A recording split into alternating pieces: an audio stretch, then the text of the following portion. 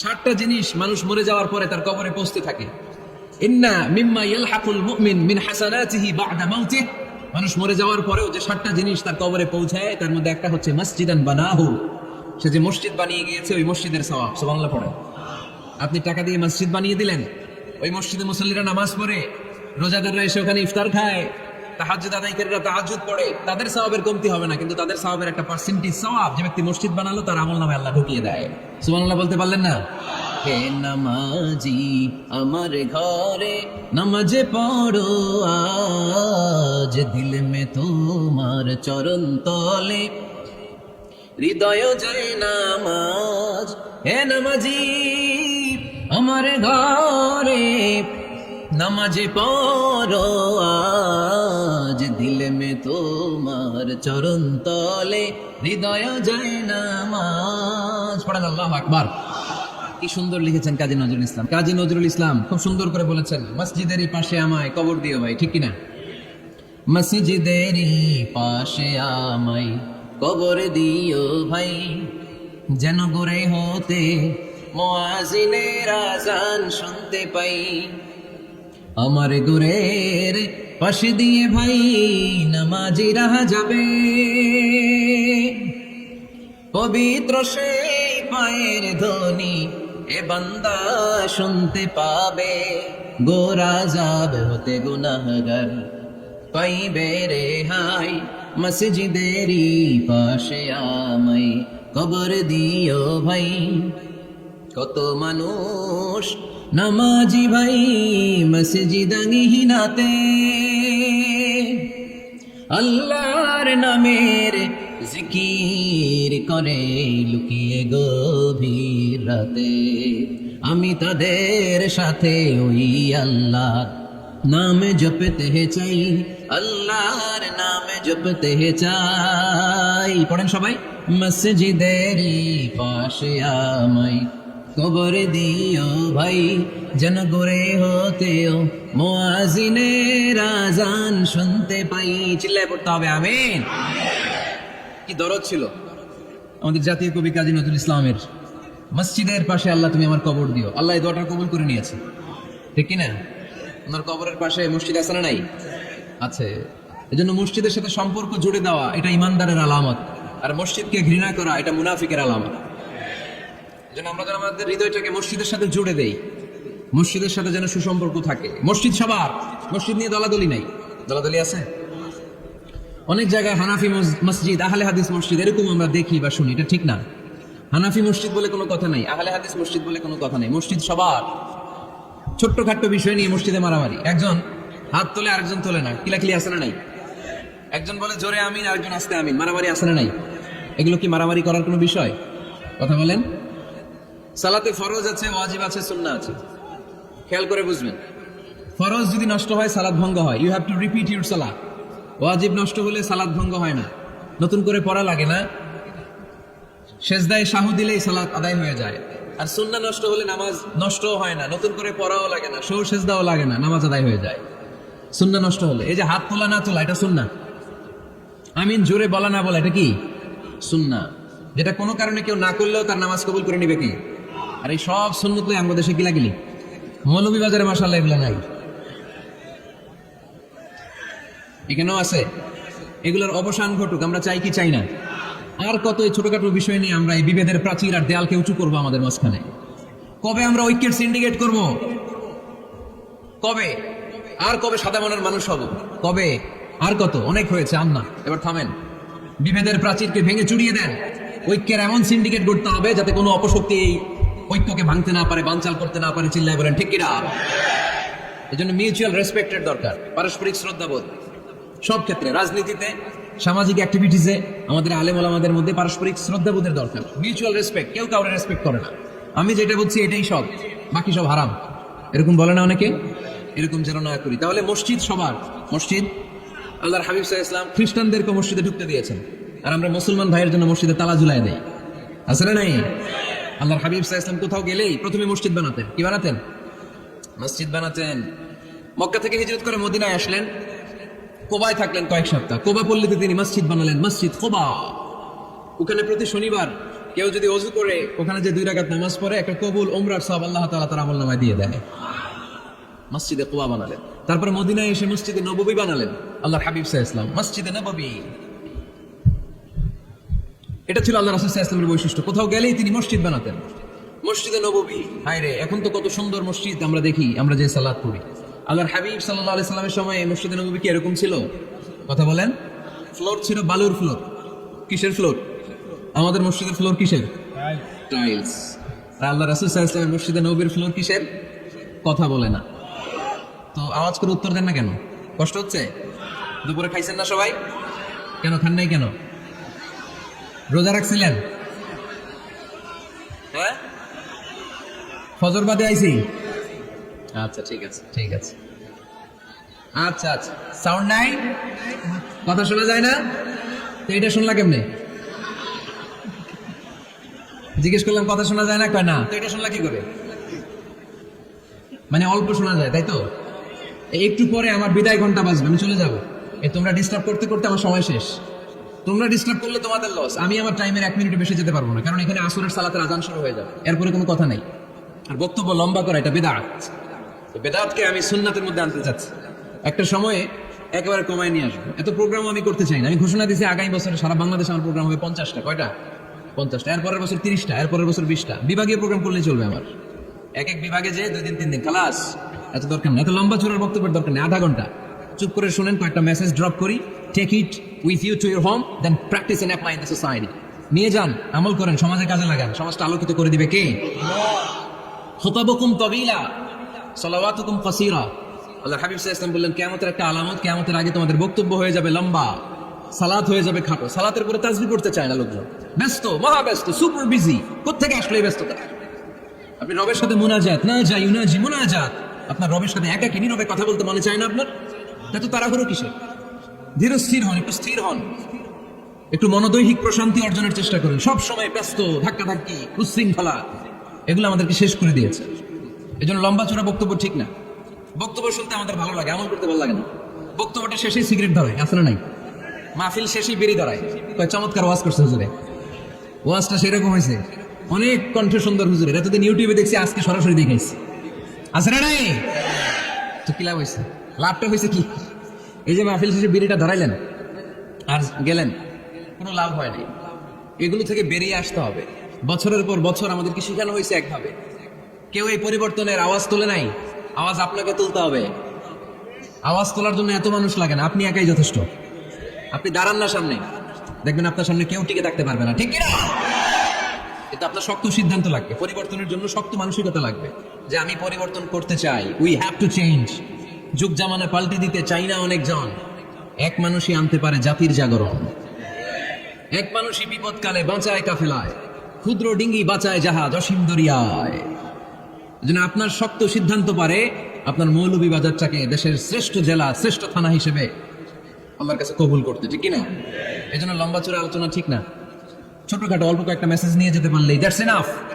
One of the minor signs before the day of judgment, your Islamic lectures will be very longer and your salah 5 times a day will be shorter. কিয়ামতের আগে বক্তব্য লম্বা, নামাজ খাটো, তাসবিহ পড়ে না, ব্যস্ত, মহাব্যস্ত। এই মহাব্যস্ততা ছাড়েন, কোরআন সুন্নাহর দিকে ফিরে আসেন। বরকত দিবে কে? বিশ্বনবীর মসজিদে নববীর ফ্লোর বালুর ফ্লোর ছিল, আমাদের ফ্লোর টাইলস। আল্লাহর হাবিব সাল্লাল্লাহু আলাইহি ওয়াসাল্লামের মসজিদে বালি নিচে, এই বালিতে নামাজ পড়তেন। বৃষ্টি হলে কাদামাটি হয়ে যেত, কাদামাটিতেই সেজদা করতেন। সেজদা করলে কাদার মাটি আল্লাহর হাবিব সাল্লাল্লাহু আলাইহি ওয়াসাল্লামের নাকে আর কপালে লেগে যেত। তিনি সালাম ফিরিয়ে সাহাবাদের দিকে মুখ ফিরিয়ে বসলে দেখতেন প্রতিটা সাহাবীর নাকে আর কপালে কাদার মাটি মিশে আছে। তার মানে প্রিয় নবী সাল্লাল্লাহু আলাইহি ওয়াসাল্লামের মসজিদে নববী ছিল কাঁচা, কিন্তু মুসল্লি ছিল পাকা। আমাদের মসজিদগুলো হয়েছে পাকা, কিন্তু মুসল্লি কাঁচা, ঠিক না? ফজরের সালাতে মানুষ নাই। ইমাম সাহেব আছেন কে কে এলাকায়? দেখি ইমাম, মসজিদের ইমাম, মাশাআল্লাহ। আপনাদের এখানে ওই মসজিদে ফজরের নামাজে কয় কাতার হয়? 5 জন 6 জন? কেন এত কম? কেনে? হ্যাঁ, আসে না, আসতে চায় না লোকজন। তো এই যে 5-6 জন ফজরের সালাতে, কল্পনা করতে পারেন? ফজরের সালাতে এত কম লোক, ফজরের জামাতে লোক যায় না, এটা একটা মহামারী। যেদিন ফজরের জামাতের দৃশ্য আর জুমার নামাজের দৃশ্য একরকম হয়ে যাবে, ওই দিনই বাংলাদেশে ইসলাম কায়েম হয়ে যাবে। এখন স্লোগান তুলে বিপ্লব বিপ্লব, ইসলামী বিপ্লব। আর ফজরের সময় আমি কম্বলের ভিতরে, আছে না নাই? কোনো বিপ্লব হবে না। ফজরের নামাজ জামাতে পড়ুন, সকালটারে বরকতময় করে দিবে কে? আল্লাহর হাবিব সাল্লাল্লাহু আলাইহি ওয়াসাল্লামের মসজিদ ছিল সবার জন্য উন্মুক্ত, এখানে সবাই আসতে পারত। এজন্য মসজিদ হবে সবার। আমরা মসজিদের আবাদকারী হতে চাই।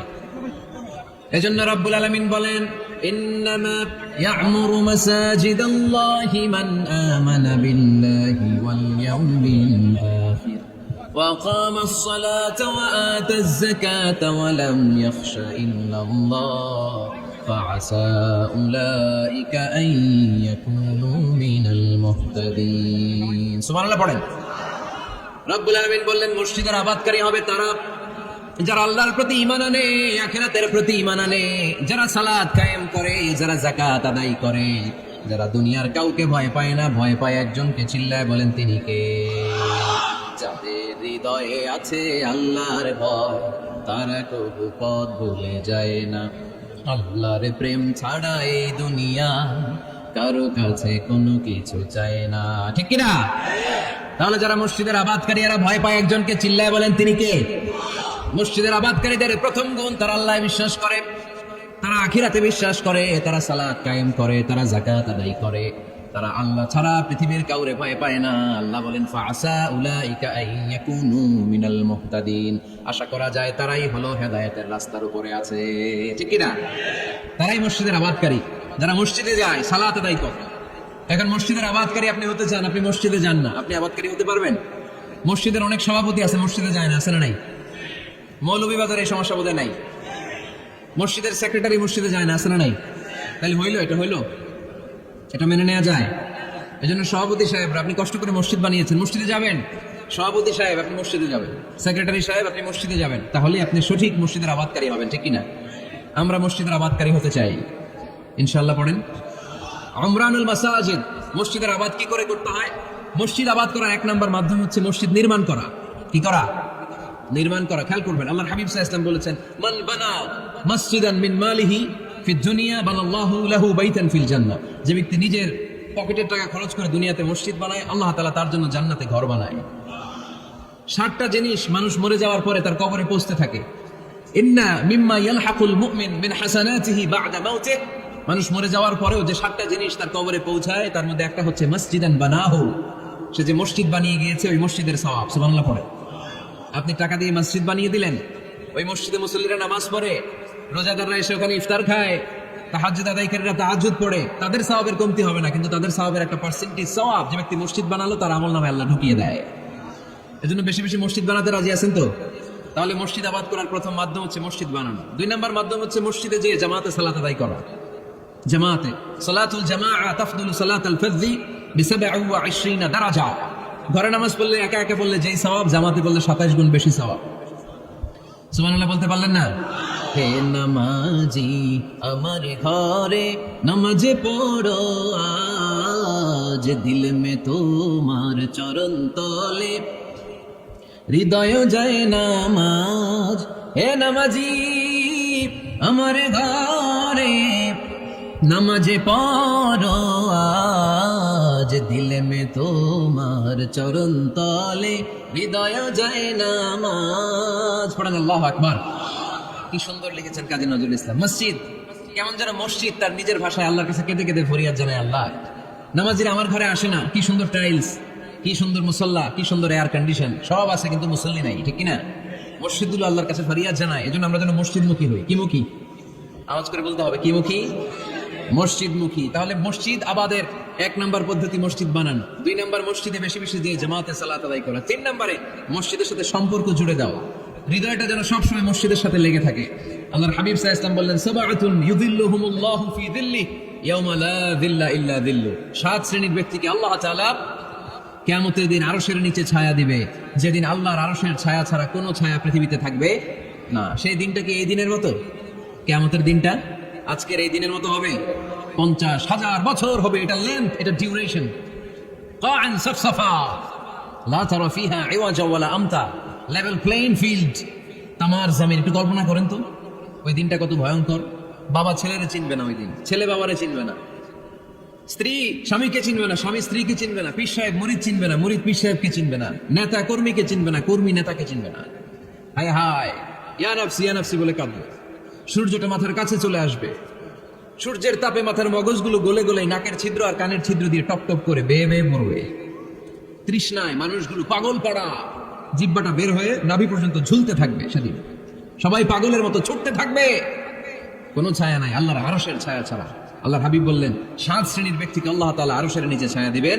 এর মধ্যে 1 শ্রেণীর ব্যক্তি রাজুলুন কলবুহু মুআল্লাকুন বিল মাসাজিদ, ওই ব্যক্তি যার হৃদয়টা সবসময় আল্লাহর মসজিদের সাথে লেগে থাকে। মসজিদের সাথে যার হৃদয় লেগে থাকে তাকে আরশের নিচে ছায়া দিবে কে? এজন্য মসজিদের সাথে যেন আমাদের হৃদয়গুলো লেগে থাকে। অনেকেই দেখবেন এত ভালো নামাজি, জোহর পরে টেনশন করে আসরটা কই পড়বো, আসর পরে চিন্তা করে মাগরিবের সময় আমি কোথায় থাকবো, মাগরিবের সময় টেনশন, এশাটা হয়ে গেলে তো শেষ। এরকম লোক আছে না নাই? এদেরকে সেই কঠিন ভয়াবহ দিনে আরশের নিচে ছায়া দিবে কে? তারপরে মসজিদ, আমাদের 4 নাম্বার পদ্ধতি মসজিদকে পরিচ্ছন্ন রাখা, মসজিদকে ঝাড়ু দেয়া। মসজিদকে যারা পরিষ্কার করে তাদের হৃদয়ের যন্ত্রণা দূর করে দেয় কে? সাইয়েদনা ইব্রাহিম আলাইহিস সালাম এবং ইসমাঈল আলাইহিস সালামকে আল্লাহ তাআলা আদেশ করেছেন, তাহহিরা বাইতিয়া লিত-তাইফিনা ওয়াল আকিফিনা ওয়ার রুকআইস সুজুদ। হে ইব্রাহিম, ইসমাঈল, বাপ বেটা দুইজন মিলে মসজিদ ঝাড়ু দাও। কি ঝাড়ু দাও? মসজিদেরি ঝাড়ু বাড়দার ও কামারে হাত শোনো আমারে মুনাজাত। পড়েন, শোনো শোনো ইয়া ইলাহি আমারে মুনাজাত, শোনো আমারে মুনাজাত। পড়েন আমিন। মসজিদ ঝাড়ু দেওয়া মসজিদ আমাদের অন্তর্ভুক্ত। আপনারা কেউ কোনোদিন মসজিদ ঝাড়ু দিয়েছেন দেখি? কে কে দিয়েছেন দেখি? সবাই সবাই মসজিদের খাদেম? মাশাআল্লাহ, আমিও দিছি মসজিদ ঝাড়ু, অনেক দিছি। মাশাআল্লাহ, আল্লাহ তুমি কবুল করো। যাদের হৃদয়ে বড় জ্বালা, ফ্যামিলিতে সুখ নাই, শান্তি নাই, তারা হৃদয়ে প্রশান্তি আনতে চাইলে এতিমখানায় যাবেন, এতিমের মাথায় হাত বুলিয়ে দিবেন, এতিমের মুখে খাবার তুলে দিবেন, আপনার হৃদয়টারে নরম করে দিবে কে? আল্লাহর ঘর মসজিদে যাবেন, নিজ হাতে মসজিদটারে একটু পরিষ্কার করে দিবেন, আপনার জীবনটারে উজালা করে দিবে কে? তাহলে এগুলো করার মাধ্যমে আমরা মসজিদের আবাদ করতে চাই। আমরা মসজিদের আবাদকারী হতে চাই কি চাই না? আল্লাহর ঘর মসজিদ আবাদ করার মতো শ্রেষ্ঠ কাজ পৃথিবীতে হতে পারে না। এই মসজিদের কিছু আদব আছে, আল্লাহ রাসূল সাল্লাল্লাহু আলাইহি ওয়াসাল্লাম বলেছেন এই আদবগুলো মেনটেন করে যেন আল্লাহর ঘর মসজিদের সাথে আমরা ব্যবহার করি। মসজিদের 1 নম্বর আদব হচ্ছে মসজিদে ওযুর সাথে প্রবেশ করা। কিসের সাথে? ওযু করে পরিচ্ছন্ন হয়ে মসজিদে প্রবেশ করা। এজন্য অপবিত্র অবস্থায়, গোসল ফরজ, এরকম অবস্থায় মসজিদে ঢোকা যাবে? কথা বলেন, ঢোকা যায়? যেই নারীদের মাসিক চলতেছে, মেনস্ট্রুয়েশনাল পিরিয়ড চলতেছে, ওই নারীদের পক্ষে মসজিদে ঢোকা জায়েজ আছে? নাই। তাহলে এটা হলো 1 নম্বর আদব। মসজিদে ঢোকার সময় কি করে ঢুকবো? ওযু করে। আওয়াজ করে বলেন, কি করে ঢুকবো? ওযু করে। 2 নম্বর আদব হচ্ছে মসজিদে যাওয়ার সময় সবচেয়ে ভালো জামাটা পরে যাবো, সবচেয়ে ভালো পাঞ্জাবিটা পরে যাবো। জানতো আপনারা? না সবচেয়ে সিরাটা পরে যান? হ্যাঁ, অনেকের নামাজের জন্য একটা পুরান জামা আছে, সিরা পারা, এদিকে হাত উঠালিয়ে দিতে দেখা যায়, আছে না নাই? সবচেয়ে সিরা পারাটা রাখে নামাজের জন্য, কপাল পড়া। আর সুন্নতে খাতনার অনুষ্ঠানে গেলে মাশাআল্লাহ লেহেঙ্গা গায়ে দেওয়া যায়, আছে না নাই? না, আপনি ইবাদতের জন্য সবচেয়ে সুন্দর জামাটা রাখবেন। এজন্য রাব্বুল আলামিন বলেন, ইয়া বানি আদম খুযু জিনাতাকুম ইনদা কুল্লি মসজিদ। ও বনি আদম, তুমি যখন আল্লাহর ঘর মসজিদে ঢুকবা, ও বনি আদম, তুমি যখন নামাজের মুসল্লায় দাঁড়াবা, তোমার সবচাইতে দামি, সবচাইতে সুন্দর জামাটা গায়ে দিয়ে তুমি নামাজে দাঁড়াও। ঠিক কি না? তাহলে এখন মসজিদে যাওয়ার সময় কি গায়ে দিয়ে যাবেন বলেন?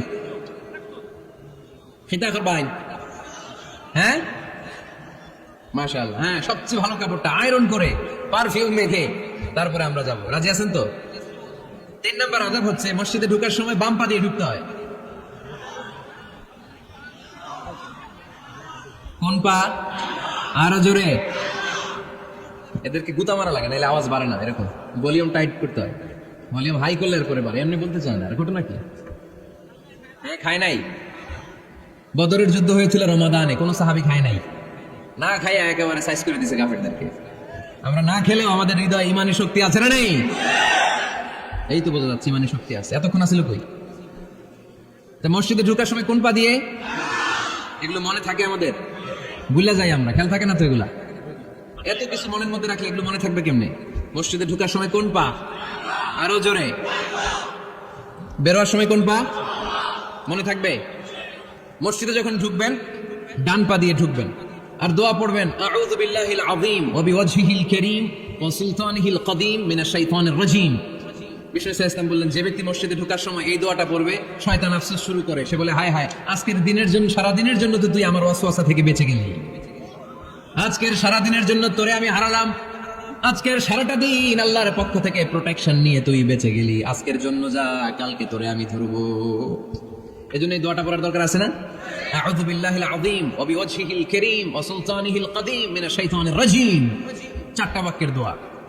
মুখস্থ করতে কষ্ট হলে যে ইউটিউবে চলে যাবে আজকেই, ওখান থেকে শুনে আপনারা মুখস্থ করে নেবেন, এই দোয়াটা পড়বেন, তাহলে ওই দিনের জন্য শয়তানের ওয়াসওয়াসা, টেম্পটেশন, প্রভোকেশন থেকে আপনি আল্লাহ তাআলার প্রোটেকশনে চলে গেলেন। সুবহানাল্লাহ পড়েন। তারপর আল্লাহর হাবিব বললেন, ঢোকার আগে আমারে সালাম দাও, পড়বেন আসসালামু আলাইকা আইয়ুহান নাবিয়্যু ওয়া রাহমাতুল্লাহি ওয়া বারাকাত। এই 2টা জিনিস যখন করে ফেললেন, তখন ডান পা দিয়ে পড়বেন আল্লাহুম্মা ইফতাহ লি আবওয়াবা রাহমাতিক। সুবহানাল্লাহ পড়েন। আল্লাহুম্মা ইফতাহ লি, ও আল্লাহ আমার জন্য তুমি খুলে দাও আবওয়াবা রাহমাতিক, তোমার রহমতের দরজা। তার মানে মসজিদে ঢুকলে রহমত পাওয়া যায় কি যায় না? মসজিদে ঢুকলে পাওয়া যায় রহমত, মসজিদের বাইরে রহমতের কথা আল্লাহ বলে নাই, মসজিদের ভিতরে রহমত। কোথায় রহমত? কোথায়? মসজিদের ভিতরে রহমত আছে না? তার প্রমাণ, মসজিদে ঢুকলে শান্তি লাগে কেমন জানি, আর ঘুমে ধরে। মসজিদে ঘুমাইছেন কারা কারা দেখি? সবাই ঘুমাইছেন? আরে আমি কত ঘুমাইছি। জুমার নামাজের সময় যে কি ঘুম আসে, আসে আসে, কমন পড়ছে, একেবারে কমন পড়ে গেছে। ঘুম আসে কারণ রহমতের ঝিরি ঝিরি বাড়ি ধারা আল্লাহ তাআলা আরশের উপর থেকে নাজিল করতে থাকে, আর এই রহমতের কারণে হৃদয়টা প্রশান্ত হয়ে যায়, অনেকের ঘুমও চলে আসে, ঠিক কি না? এজন্য আল্লাহুম্মা ইফতাহ লি আবওয়াবা রাহমাতিক, ও আল্লাহ তোমার রহমতের দরজাগুলো আমার জন্য খুলে দাও। এই দোয়া পড়লে রহমতের দরজা খুলে দেয় কে? আবার মসজিদ থেকে যখন বের হবেন তখন কোন পা দিয়ে? জোরে বলেন। বাম পা দিয়ে কি পড়বেন? আল্লাহুম্মা ইন্নী আসআলুকা মিন ফাদলিক, ও আল্লাহ তোমার কাছে আমি তোমার পক্ষ থেকে ফদল চাই, মানে রিজিক চাই, রিজিক দেওয়ার মালিককে। তার মানে খুব সোজা সাপটা কথা হচ্ছে, মসজিদের ভিতরে পাওয়া যায় রহমত, আর বাইরে পাওয়া যায় ফদল বা রিজিক। বাইরে পাওয়া যায় কি? রিজিক। মসজিদের ভিতরে রিজিক আছে, তার মানে সারাদিন মসজিদে বসে থাকলে রিজিক মিলবে। নামাজের সময় নামাজ পড়তে হবে, কাজের সময় কাজ করতে হবে, এটাই হচ্ছে ইসলামের বিধান। নামাজের সময় নামাজ, কাজের সময়। আমি প্রশ্ন করবো, আওয়াজ করে উত্তর দেন। নামাজের সময়, কাজের সময়, নামাজের সময়, কাজের সময়, এটা মনে থাকবে। এজন্য আল্লাহ বলেন, ফাইদা কুদিয়াতিস সালাতু ফান্তাশিরু ফিল আরদি ওয়াবতাগু মিন ফাদলিল্লাহ। যখন তোমাদের সালাত শেষ হয়ে যায়, আল্লাহর রিজিক অন্বেষণের জন্য আল্লাহর জমিনে তোমরা ছড়িয়ে যাও। নামাজের সময় আসবেন, নামাজ শেষ বের হয়ে যান, ফান্তাশিরু ফিল আরদ, জমিনে ছড়িয়ে পড়ো। নামাজ শেষ, চেয়ারম্যান সাহেব চলে যাবে ইউনিয়ন পরিষদের ভেতরে, ছাত্ররা চলে যাবে হাই স্কুলে, মেম্বার অফ দ্য পার্লামেন্ট চলে যাবে সংসদে, সেনাবাহিনীর লোকেরা চলে যাবে ক্যান্টনমেন্টে, ব্যবসায়ীরা চলে যাবে তাদের বাজারে, সিএনজি ওয়ালারা সিএনজি নিয়ে ব্যবসা শুরু করবে, রাস্তায় নেমে যাবে, চিল্লায় বলেন ঠিক কিনা? এটাই ইসলামের বিধান। নামাজের সময় নামাজ, কাজের সময়। আচ্ছা, তাহলে প্রথম সুন্নাত পেলাম, পবিত্র হয়ে ঢুকবো, ভালো জামা পরে ঢুকবো, 2 নাম্বার। 3 নাম্বার, ঢোকার সময় কোন পা, বের হওয়ার সময়। 4 নাম্বার, মসজিদে ঢুকে 2 রাকাত। মসজিদে ঢুকে কয় রাকাত পড়েন আপনারা? তাহিয়াতুল মসজিদ, মসজিদে আপনি ওয়েলকাম জানাবেন, ঢুকেই 2 রাকাত পড়বেন, ওযু করলেই 2 রাকাত। আল্লাহর হাবিব সাল্লাল্লাহু আলাইহি ওয়াসাল্লাম মসজিদে নববীতে জুমার খুতবা দিচ্ছেন। খুতবা চলাকালীন সময়ে এক সাহাবী এসে মসজিদের মধ্যে বসে পড়লেন। আল্লাহর হাবিব সাল্লাল্লাহু আলাইহি ওয়াসাল্লাম সাহাবীরে বললেন দাঁড়াও। সাহাবী দাঁড়ালেন। আল্লাহর নবী জিজ্ঞেস করলেন কেন বসে পড়লা, 2 রাকাত পড়ছো নাকি? সাহাবী বলে পড়ি নাই। বিশ্বনবী বললেন তাহলে তাড়াতাড়ি 2 রাকাত নামাজ পড়ে বসে যাও। সুবহানাল্লাহ পড়ো। 2 রাকাত পড়ো নাই তো পড়ো, দাঁড়াও, তারপরে বসো। দেখেন খুতবা চলাকালীন সময়ে আমাদের খতিবরা কখনো খুতবা থামায়? কথা বোঝেন নাই? জুমার খুতবা আপনারা শুনেন না? খুতবা চলতেছে, ওই মুহূর্তে ইমাম সাহেবরা কখনো খুতবা থামায়? মাঝখানে কোনো ঝামেলা হলে থামায়? প্রথম খুতবা শেষ, বসে, তারপরে দ্বিতীয় খুতবা। খুতবার মাঝখানে কোনো থামাথামি নাই। কিন্তু আল্লাহর হাবিব সাল্লাল্লাহু আলাইহি সাল্লাম কেমন খতিব ছিলেন দেখেন। আল্লাহর হাবিব সাল্লাল্লাহু আলাইহি ওয়াসাল্লামের খুতবা দেওয়ার স্টাইল এন্ড অ্যাটিটিউড এবং আমাদের খুতবা দেওয়ার স্টাইল এন্ড অ্যাটিটিউড, আল্লাহ রাসূল সাল্লাল্লাহু আলাইহি ওয়াসাল্লামেরটা কত প্রাণবন্ত ছিল। আল্লাহ রাসূল সাল্লাল্লাহু আলাইহি ওয়াসাল্লাম সোসাইটি ওরিয়েন্টেড একজন পার্সোনালিটি ছিলেন, সমাজের মানুষ কেন্দ্রিক, খুব সামাজিক ছিলেন আল্লাহ রাসূল সাল্লাল্লাহু আলাইহি ওয়াসাল্লাম। তিনি দেখলেন একজন বসে পড়ছে, উনি খুতবা থামায় দিলেন। জুমার খুতবা থামায় বললেন এই নামাজ পড়ছো না, পড়ো 2 রাকাত পড়ো, আবার খুতবা শুরু করলেন। সুবহানাল্লাহ পড়বেন না?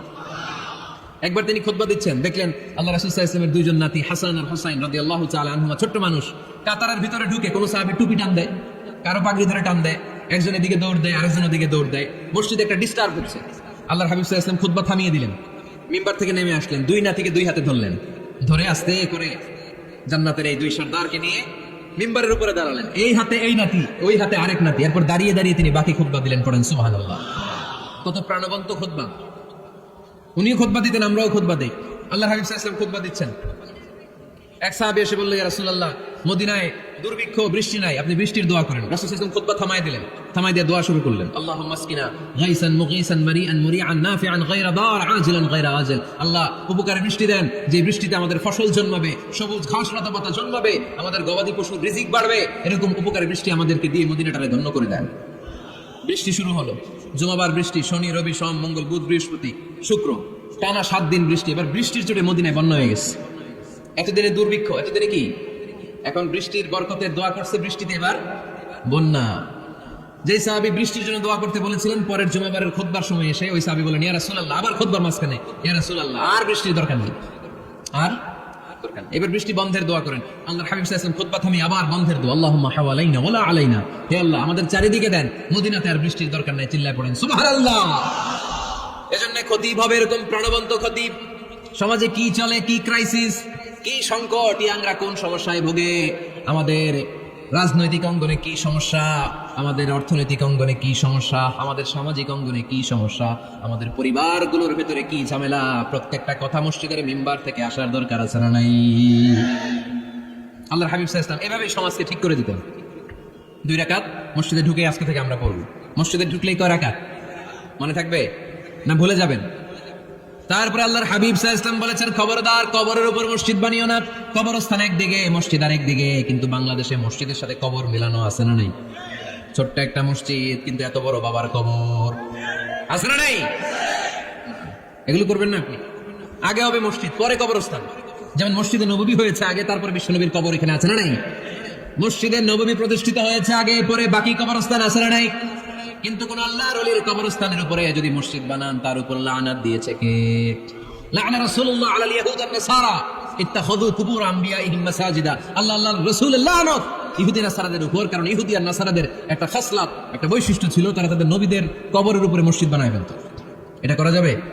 এজন্য এলাকায় এলাকায় এই ঝামেলা, কবর আর মসজিদ হবে আলাদা। আবার মসজিদের কেবলার দিকে যেন কবরস্থান না হয়, তাহলে শিরক হওয়ার সম্ভাবনা আছে না নাই? খুব সাবধান, আল্লাহ সব মাফ করে কিন্তু শিরক মাফ করে না, ঠিক কিনা? শিরক হচ্ছে মহাপাপ, সব পাপের বাপ। এজন্য আমরা সব করলেও শিরকের গুনাহ মুসলমান কখনো করতে পারে। এরপর আল্লাহর হাবিব বললেন, মসজিদকে পরিষ্কার পরিচ্ছন্ন রাখো, এটাও মসজিদের আদাব। মসজিদে আতর লাগিয়ে দেন, বাখুর জ্বালিয়ে দেন। আপনাদের এই এলাকার মধ্যে তো বাখুরের অভাব নাই, আগরের অভাব নাই, ঠিক কিনা? গতকাল প্রোগ্রাম ছিল কই? সুজানগর, আগরের রাজধানী। আগর চিনেন নি আপনারা?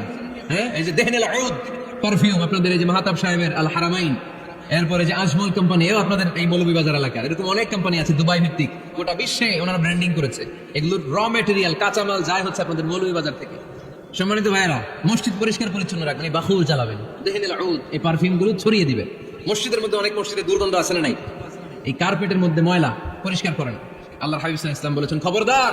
আম্মা জান আয়েশা বর্ণনা করেন, আমার রাসূলুল্লাহ সাল্লাল্লাহু আলাইহি ওয়াসাল্লাম বিবিনাইল মসজিদ ফি দুয়ার ওয়া আন তুতাইয়াবা ওয়া তুনাযযাফ, আমরা যেন এলাকা এলাকায় মসজিদ বানাই, মসজিদগুলোকে যেন পারফিউম দিয়ে, আতর দিয়ে সুগন্ধময় করে দেয়, বিষ্ণু নবী আদেশ করেছেন। সুবহানাল্লাহ পড়েন। এজন্য কোনো অপরিচ্ছন্ন মসজিদ থাকতে পারবে না। মসজিদের পাশ দিয়ে গেলে আতরের ঘ্রাণে আমোদ হয়ে লোকজন যেন বুঝতে পারে এটা আল্লাহর ঘর, মসজিদ। চিল্লায় বলেন ঠিক কিনা? এরপর আল্লাহর হাবিব সাল্লাল্লাহু আলাইহি ওয়াসাল্লাম বলেছেন, মসজিদের আরেকটা আদব হলো মসজিদকে অতিমাত্রায় ডিজাইন না করা। বেশি ডিজাইন করা যাবে না।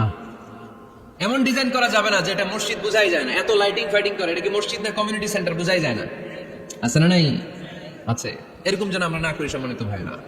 বিশেষ করে মসজিদের সামনের দেয়ালে। কোন দেয়ালে? সামনের দেয়ালটা, কেবলার দিকে যেই দেয়াল, এই দেয়ালটা হতে হবে ফ্রেশ, যাতে করে মানুষের দৃষ্টি আকর্ষণ না করে।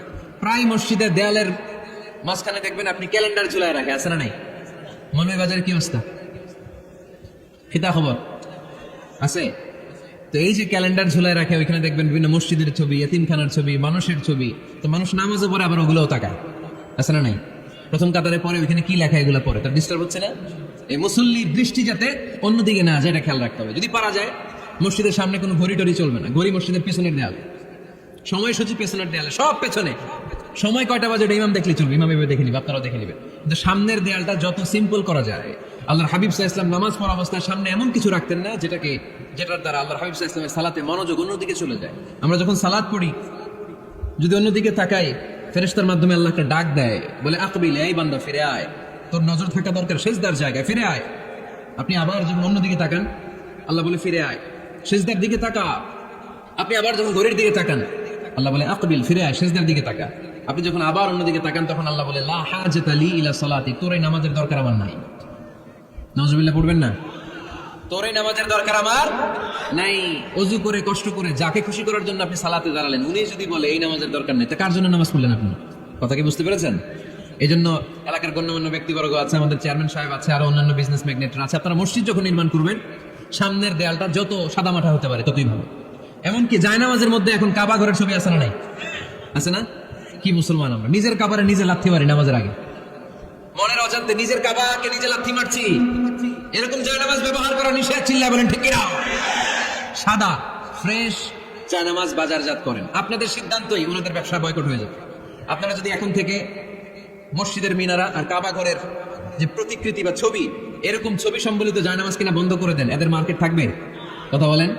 কালকে থেকে আমরা জায়নামাজ কেনার সময় ফ্রেশ জায়নামাজ কিনব। কোনো মসজিদ, কোনো মিনার, আমাদের কাবা ঘরের ছবি সম্বলিত কোনো জায়নামাজ কিনা যাবে? আওয়াজ করে বলেন যাবে? যাবে না।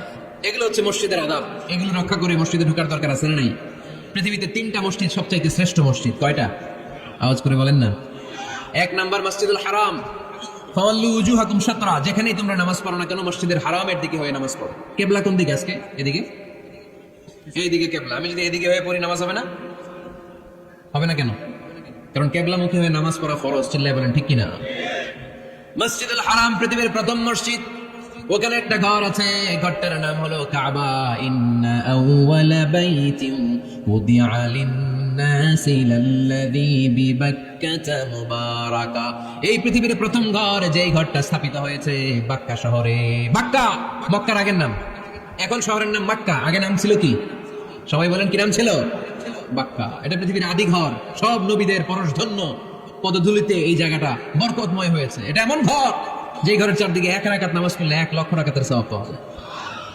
হজ উমরা করেছেন কে কে দেখি? হজ উমরা করেছেন আপনারা না? মাশাআল্লাহ। আমরা যারা করতে পারি নাই আল্লাহ তাদেরকে তৌফিক দাও। আমরা যেন এই কাবা ঘরে যে প্রাণ ভরে সালাত আদায় করতে পারি, আল্লাহ তৌফিক দান করুন। আমরা যেন মসজিদে নববীতে যে প্রাণ ভরে সালাত পড়তে পারি, তৌফিক দান করুন। আল্লাহর হাবিব সাল্লাল্লাহু আলাইহি ওয়াসাল্লামের কবরের সামনে দাঁড়িয়ে যেন আমরা প্রাণ খুলে মন প্রাণ উজাড় করে বিশ্বনবী সাল্লাল্লাহু আলাইহি ওয়াসাল্লামকে সালাম দিতে পারি, আল্লাহ তৌফিক দান করো। এই কাবা ঘরকে কেন্দ্র করে প্রতিদিন 100টা রহমত নাজিল হয়। আওয়াজ করে বলেন কয়টা? আল্লাহর হাবিব বললেন প্রতিদিন প্রতিনিয়ত 100টা রহমত নাজিল হতেই থাকে। 60টা রহমত তাদের উপর নাজিল হয় যারা কাবা ঘরের চারদিকে তাওয়াফ করে। 40 লিল মুসাল্লিন, বাকি 40টা নাজিল হয় যারা কাবা ঘরের পাশে নামাজ পড়ে।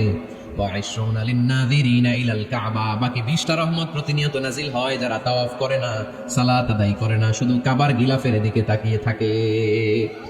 কাবার দিকে তাকায় থাকলেই সওয়াব। সুবহানাল্লাহ পড়েন। 1 রাকাতে কয় লক্ষ রাকাতের সওয়াব।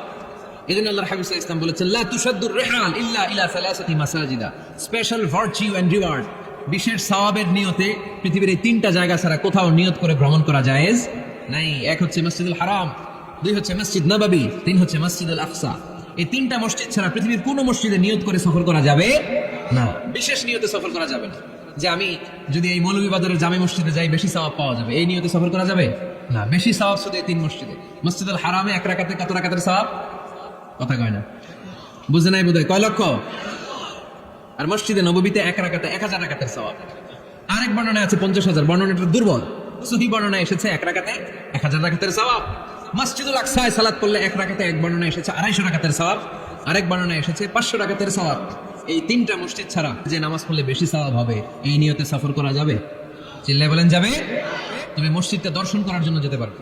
মসজিদটা দেখতে কেমন, এটার ক্যালিওগ্রাফিক্যাল ডিজাইন কেমন, এটার আর্কিটেকচারাল ডিজাইন কেমন, এটার দৃষ্টিনন্দন সৌন্দর্য কেমন, মসজিদটা দেখতে কেমন, দেখতে যেতে পারবেন। কিন্তু বিশেষ সওয়াব রিওয়ার্ড এই 3টা মসজিদ ছাড়া অন্য কোনো মসজিদের জন্য হবে না। এই মসজিদ হচ্ছে আমাদের সামাজিক ঐক্যের কেন্দ্রবিন্দু, এটা হচ্ছে আমাদের কমিউনিটি সেন্টার। আমরা শুধু নামাজের জন্য মসজিদকে ইউজ করি, এছাড়া আরো অনেক ইউসেজ আছে মসজিদের। খেয়াল রাখবেন, আমাদের মুসলমানদের মসজিদ হিন্দুদের মন্দিরের মতো নয়। এই নতুন বছরটা আমরা যেন বেশি বেশি আল্লাহর শুকরিয়া দিয়ে নতুন বছরটাকে সমৃদ্ধ করতে পারি, বেশি বেশি যেন আল্লাহর ইবাদত করতে পারি। নতুন বছরে আমরা শপথ নেই, আমরা যেন অন্তরে হিংসা লালন না করি, বিদ্বেষ লালন না করি, আমরা নিজেরা যেন কাদা ছোড়াছুরি না করি, আমরা যেন মিলেমিশে একসাথে একাকার হয়ে যাই। আল্লাহ তুমি কবুল করো, আমরা পড়ি আমিন।